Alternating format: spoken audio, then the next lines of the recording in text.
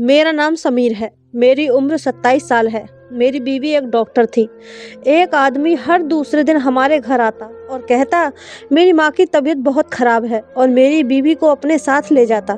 मेरी बीवी सारी रात वहाँ रहती और अगले दिन वापस आती। ये सिलसिला पिछले कुछ दिनों से चल रहा था। पहले तो मैं ये सोचकर सब नज़रअंदाज करता रहा कि डॉक्टर का फ़र्ज है कि वह मरीज का ख्याल रखे, उसके पास ही रहे। लेकिन अब तो मेरी बर्दाश्त से बाहर हो गया था, क्योंकि कहीं ना कहीं मुझे ये सब गलत लग रहा था कि कहीं कोई आदमी अपनी बीमारी के चक्कर में मेरी बीवी को कोई नुकसान न पहुंचा दे। एक दिन मैं बीवी को कहा कि तुम रात को बाहर ना रुका करो, मुझे अच्छा नहीं लगता। तो वह यह कहकर मुझे खामोश कर देती थी कि ये मेरा फ़र्ज है, और रही बात उस आदमी की तो तुम फिक्र नहीं करो।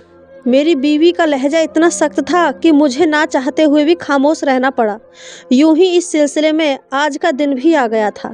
सुबह सुबह जब मैं नाश्ते के बाद ऑफिस जाने के लिए घर से बाहर निकला तो वह आदमी अपनी मोटरसाइकिल से उतरकर हमारे दरवाजे की तरफ आ रहा था। मैंने उसे रास्ते में ही रोक लिया और पहले नमस्ते किया, तो उसने मेरे नमस्ते का जवाब दिया और आते ही दरवाज़ा खोलकर दरवाजे से अंदर झांकने की कोशिश की।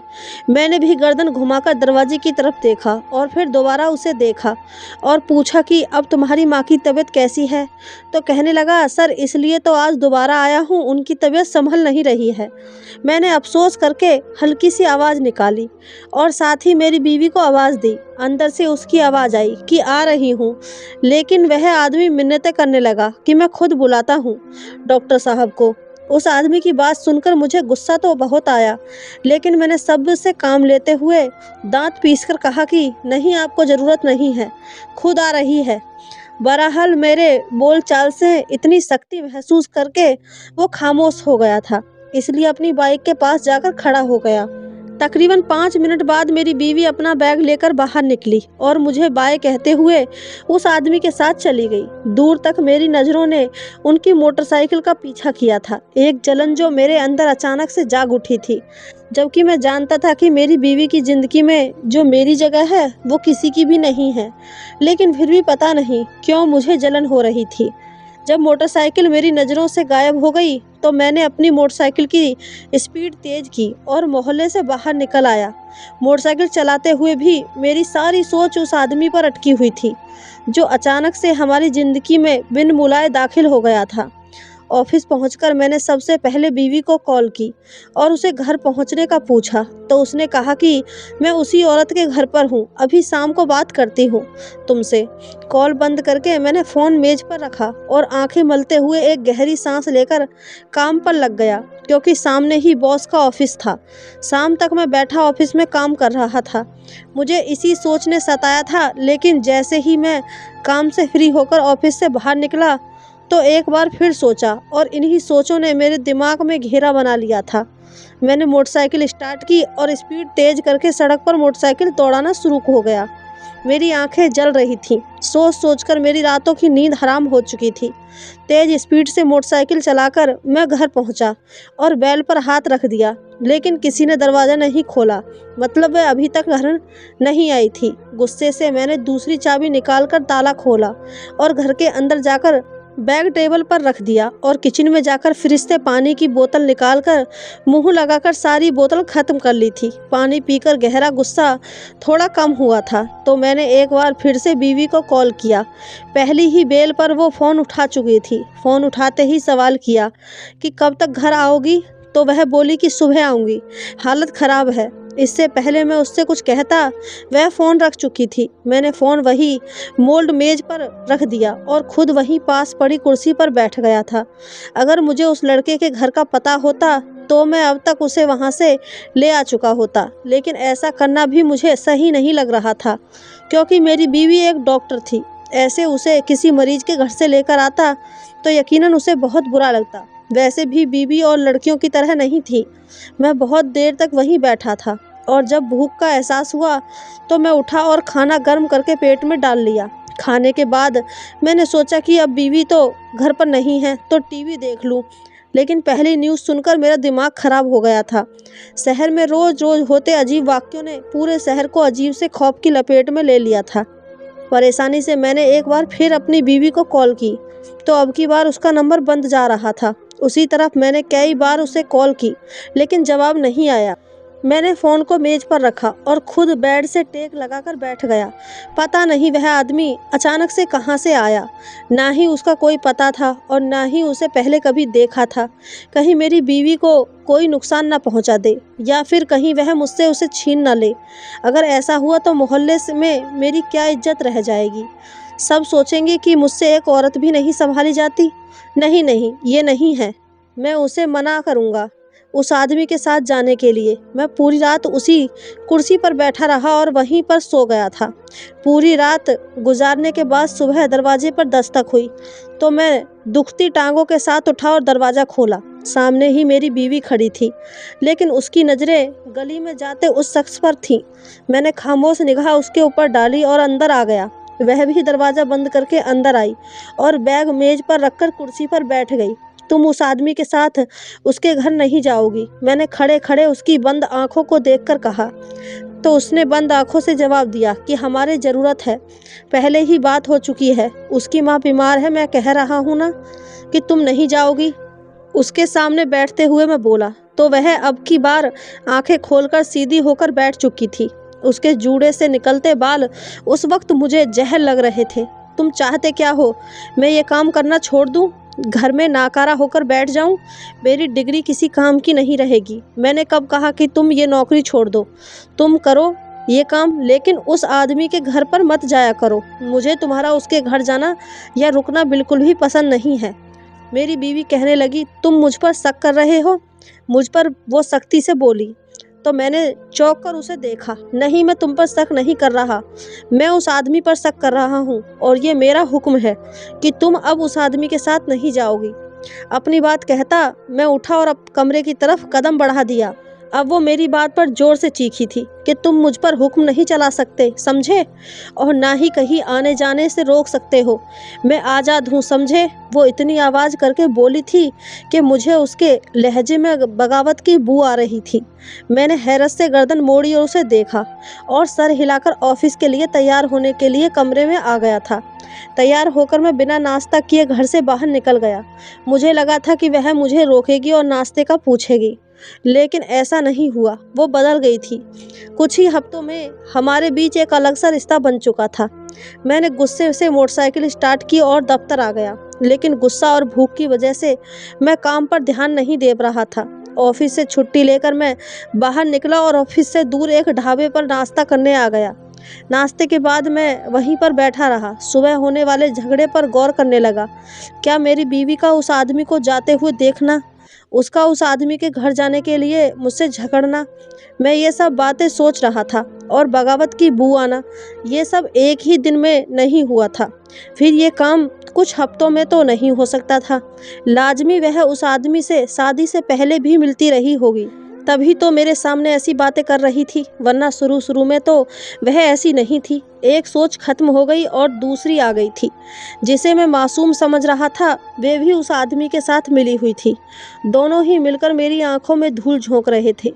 वो आदमी अपनी माँ की बीमारी का फ़ायदा उठाकर उसे अपने साथ घर ले जाता।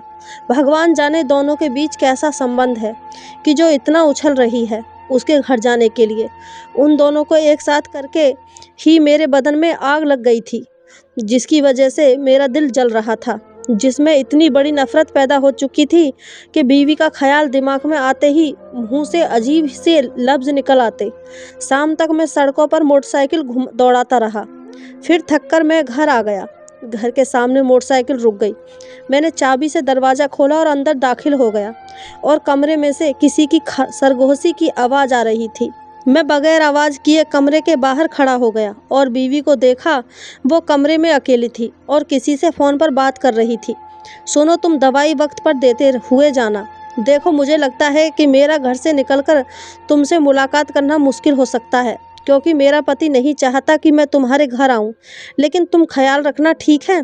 अगर हालात ज़्यादा ख़राब हुए तो हमें आखिरी कदम उठाना होगा। नहीं, मुझे उसकी फ़िक्र नहीं। ये शब्द थे जो मेरी बीवी फ़ोन पर किसी से बात कर रही थी। मैं दरवाजे के पास से हटके किचन में आ गया और जानबूझकर जमकर बर्तनों की आवाज़ की। जोर से एक गिलास उठाकर मैंने स्लेट पर पटक दिया था और फिर से पानी की बोतल निकालकर जोर से स्लेट पर रखे बर्तनों की आवाज़ सुनकर वो कमरे से ही खड़ी खड़ी बोली कि कौन है। उसकी आवाज़ में खौफ झलक रहा था। मैं कोई भी जवाब दिए बगैर बोतल का ढक्कन खोला और गिलास में पानी डाला। अब की बार मुझे कदमों की आवाज़ किचन की तरफ आती महसूस हुई थी। जैसे ही वह किचन में आई तो मैंने गिलास से नज़र उठाकर उसे देखा। उसका रंग उड़ चुका था, जबकि उसने हाथ में गुलदस्ता भी पकड़ा हुआ था। मैं ही चौंक गया था। वह अभी तक कैड़ी कैड़ी निगाहों से मुझे ही देख रही थी। मैंने गिलास खाली करके स्लेट पर रखा तो उसने रसोई में कदम रखा और गुस्से में बोली कि तुम बेल नहीं ले सकते थे। मैं कितना डर गई थी। मैंने उसे खामोश नज़रों से देखा और चलता चलता बाहर आया और गुलदस्ता उसके हाथ से लेकर बोला कि तुम ऐसा क्या कर रही थी कि जो इतना डर गई थी, और इस गुलदस्ते से कत्ल करने का भी इरादा था क्या? कत्ल के लफ्ज़ पर तो जैसे वो मरने वाली हो गई थी। उसका रंग उड़ गया था और वो उड़ते रंग के साथ बोली कि मैं क्या करूँगी किसी का कत्ल, तुम इल्ज़ाम मत लगाओ मुझ पर। मैंने कुछ नहीं किया और ये गुलदस्ता मैंने सिर्फ अपनी हिफाजत के लिए पकड़ा हुआ था। मैं डर रही थी। मैं उसकी इतनी लंबी चौड़ी बात सुनकर अपने कंधे उचका दिए और गुलदस्ता जाकर उसकी जगह पर रखकर मैं कपड़े बदलने के लिए गया था।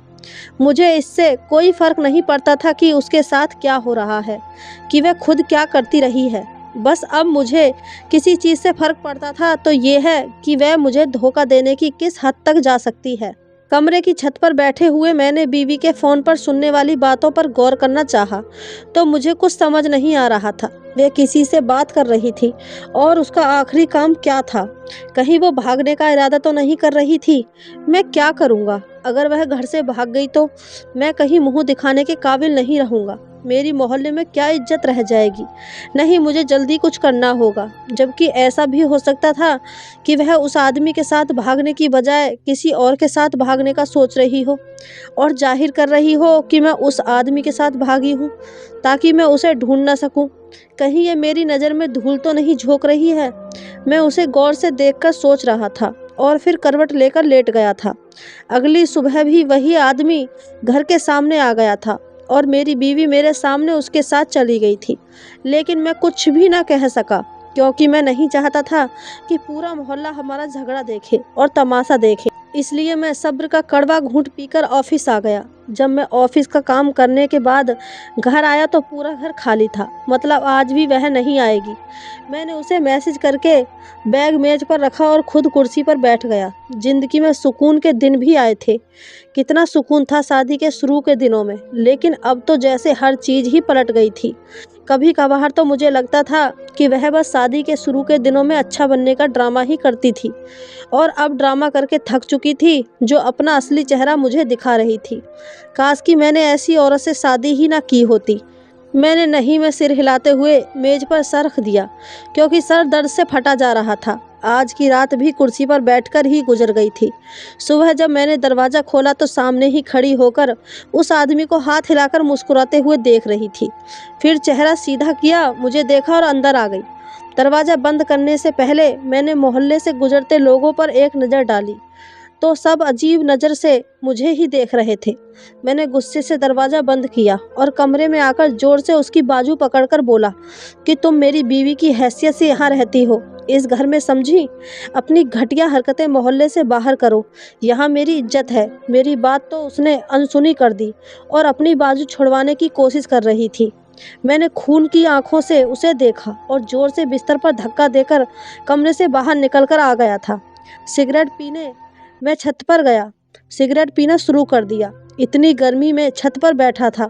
एकदम से मेरी बीवी का रवैया मेरे दिमाग में आ चुका था तो उसका बिखरा हुआ जूड़ा मेरे सामने आया तो मेरा दिल किया कि मैं हर चीज़ तहस नहस कर दूं और खुद कहीं चला जाऊं जहां कोई मुझे जानता ही ना हो।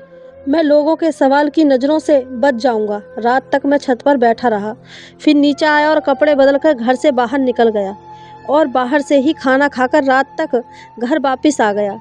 जब घर वापस आया तो वह दुनिया जहां से बेखबर होकर सो रही थी। एक लम्हे को मेरा दिल चाहा कि मैं उसका गला दबा दूं, लेकिन मैं कातिल नहीं बनना चाहता था। न ही मैं उसके खून से अपने हाथ रंगना चाहता था। दिल के कोने में मेरी मोहब्बत बेइंतहा थी, जिसकी हर ख्वाहिश पूरी की और काम करने की आज़ादी भी दी थी, वही मेरी आंखों में धूल झोंक रही थी। मैं सोच सोचकर परेशान हो रहा था। ये सोचकर ही मेरा दम घुटने लगा था। मैं सीने को मसलते हुए कमरे से बाहर निकला और बाहर आकर बैठ गया। घर की दीवारें मुझ पर तंग होने लगी थी। मैंने बालों को हाथों में दबोच कर रखा और चीखना शुरू कर दिया। आंखों से लगातार आंसू टपकने लगे थे। ये सिलसिला कई हफ्तों तक चलता रहा। इस दौरान मेरे और मेरी बीवी का रिश्ता खतरनाक हद तक खराब हो चुका था। अब तो ये आलम था कि एक ही घर में रहते हुए हम दोनों एक दूसरे की शक्ल देखना गवारा नहीं करते थे। वो अपनी मर्जी से आती है और अपनी मर्जी से जाती है। मुझसे इजाज़त लेना तो भूल ही चुकी थी। बगावत ने उसे निडर बना दिया था। एक रोज़ किसी ने बातों बातों में मुझे बताया कि जो आदमी मेरे घर आता है उसकी माँ को मरे हुए 5 साल हो चुके थे। उस आदमी की बात सुनकर तो मैं हैरत में पड़ चुका था और मैं उस आदमी से ज़रूरी काम का कहकर दुकान से बाहर निकला और घर गया। आज मेरी बीवी उस आदमी के साथ घर पर थी। ये सब जान के मेरा दिमाग खराब हो चुका था। उस आदमी ने झूठ क्यों बोला कि उसकी माँ की तबीयत खराब है? आखिर उस आदमी के झूठ बोलने का मकसद क्या था? कहीं ये दोनों किसी गलत काम में तो नहीं थे? फिर वे वाकई में कहीं भागने तो नहीं वाले हैं? बीवी के भागने का सोचकर ही मेरे चेहरे पर पसीने छूटने लगे थे। मैंने मुंह पर आया पसीना साफ किया। मोबाइल जेब से निकालकर मैंने बीवी को कॉल की। उसका नंबर बंद था। गुस्से से मैंने फ़ोन कर दिया। घर से बाहर निकलकर गली में आकर बैठ गया था। रात भर मैं गली में बैठा रहा। फिर सुबह उठकर मैं घर के अंदर आकर बैठ गया। दिन निकला ही था और वो घर आ गई और घर के अंदर दाखिल हुई। मैं भी पीछे पीछे कमरे में दाखिल हुआ और उसे देखा। वह अपने कपड़े निकालकर वॉशरूम गई और फिर 5 मिनट बाद वापस आकर बाल बनाने लग गई। मैंने उसे देखा और पूछा कि तुम अब कहाँ जा रही हो? तो वह बोली, उस आदमी की माँ की तबीयत खराब है, बस उसी के सिलसिले में वापस जा रही हूँ। मैंने कहा ठीक है। उसकी बातों ने मुझे शक में डाल दिया था। उसकी हालत देखकर मुझे यही लगा था कि शायद वह भागने की तैयारी कर रही हो। एकदम से मुझे मेरे इधर उधर खतरे की घंटी बजती सुनाई दे रही थी। जब वह घर से बाहर निकलकर थोड़ा दूर चली गई तो मैं भी उसके पीछे ही अपनी मोटरसाइकिल लेकर निकल आया। दोनों मोटरसाइकिल आगे पीछे एक ही साइड से चल रही थी। थोड़ी सफ़र के बाद जब आगे वाली मोटरसाइकिल रुकी तो मैंने भी अपनी मोटरसाइकिल थोड़ी दूर पर खड़ी कर दी और उस ऊंचे से मकान को जाकर देखा और फिर अपनी बीवी को देखा। वे दोनों अंदर दाखिल हो रहे थे। उनके पीछे पीछे मैं भी दाखिल हुआ और उसी कमरे में आ गया जहां वे दोनों गए थे। सामने ही बिस्तर पर एक वजूद बेसुध पड़ा हुआ था। मेरी बीवी उसे इंजेक्शन लगा रही थी। फिर वो दोनों खड़े हुए कमरे के दूसरे कोने में खड़े होकर बातें करने लगे। बहन, तुमने उसे इंजेक्शन लगा दिया है ना? तुम्हें क्या लगता है कि अभी ये मर जाएगी? इसे मैं कब से झेल रहा हूँ। उस आदमी के अल्फाज सुनकर मेरे तो होश उड़ गए थे। वह मेरी बीवी को बहन क्यों कह रहा था? हाँ हाँ, मर जाएगी। वैसे भी जो उसे दिया है उसने अपना असर शुरू कर दिया है। अभी 3 दिन में मर जाएगी और फिर उसकी सारी जायदाद तुम्हारे और मेरे हिस्से में आ जाएगी। हाँ दीदी, तुम फिक्र ही नहीं करो, मैं तुम्हें भी बराबर का हिस्सा दूंगा। इससे पहले ये बात मेरे हाथ से निकल जाती मैंने फ़ौरन पुलिस को कॉल की। थोड़ी देर में पुलिस भी आ चुकी थी। पुलिस कमरे में दाखिल हुई कि मेरी बीवी और उस आदमी का रंग उड़ गया था। मैं आगे बढ़ा और उस आदमी को ज़ोर से थप्पड़ मारा और उसका गिरेबान पकड़ लिया था। जल्दी से बताओ कि तुम दोनों क्या कर रहे हो, वरना मैं तुम्हारा हश्र बहुत ही बुरा कर दूंगा। एक थप्पड़ में ही वह आदमी तोते की तरह सच बोलना शुरू हो गया था। ये मेरी बहन है। मुझे कुछ साल पहले घर वालों ने मेरे लालची होने की वजह से घर से निकाल दिया था और अब दीदी की शादी पर भी किसी ने मेरा जिक्र तक नहीं किया था, क्योंकि मैं उनके लिए इतना अहम था ही नहीं। घर से निकालने के बाद मैंने उस लड़की को अपनी मोहब्बत के झूठे जाल में फंसाया। क्योंकि मैं नौकरी नहीं करता था इसलिए खाने के लाले पड़ गए थे। तब मैंने उससे शादी की। एक दिन मैंने आपको और दीदी को बाजार में देखा था। और फिर मैं एक दिन दीदी के अस्पताल गया और दीदी से मदद के लिए कहा। दीदी को शुरू से ही मुझसे बहुत प्यार था, इसलिए वह फ़ौरन मान गई और मेरी मदद करना शुरू कर दिया। इसलिए मैं दीदी को रोज़ लेकर यहाँ आ जाता था। मेरी बीवी और उसके भाई ने अपना जुर्म कबूल कर लिया था, इसलिए पुलिस ने उन्हें अदालत में पेश किया और उन्हें उम्र कैद की सज़ा सुनाई गई थी। जिस लड़की को मेरी बीवी ने जहर दिया था उसे मैंने बचा तो लिया था, लेकिन जहर ने उस लड़की के गुर्दे पर असर किया था, जिसकी वजह से उसे अक्सर सांस लेने में परेशानी हो रही थी। मेरी बीवी और उसका भाई जेल में अपने किए की सज़ा काट रहे हैं।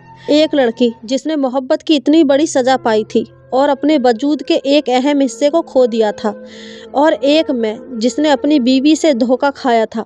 लेकिन वक्त का काम है गुजर जाना। कभी कभार के वक्त भी जख्मों के साथ गुजर जाता है। नॉर्मल होने के बाद मैंने भी 1 साल के बाद शादी कर ली थी। अब मैं अपनी ज़िंदगी में बहुत खुश हूँ। मेरी बीवी बहुत ही नेक दिल औरत है और वह ख़ास तौर पर बच्चों से बहुत प्यार करती है, इसलिए बच्चों को लेकर मैं भी बहुत चौकन्ना रहता हूँ। लेकिन कहीं ना कहीं मैं इस वाक़ये से ये ज़रूर सीखा हूँ कि लालच का अंजाम बहुत बुरा होता है। क्या मैंने पुलिस को बुलाकर ठीक किया था या नहीं? मुझे मेरी बीवी और उसके भाई को उनकी गलती सुधारने का एक मौका देना चाहिए था।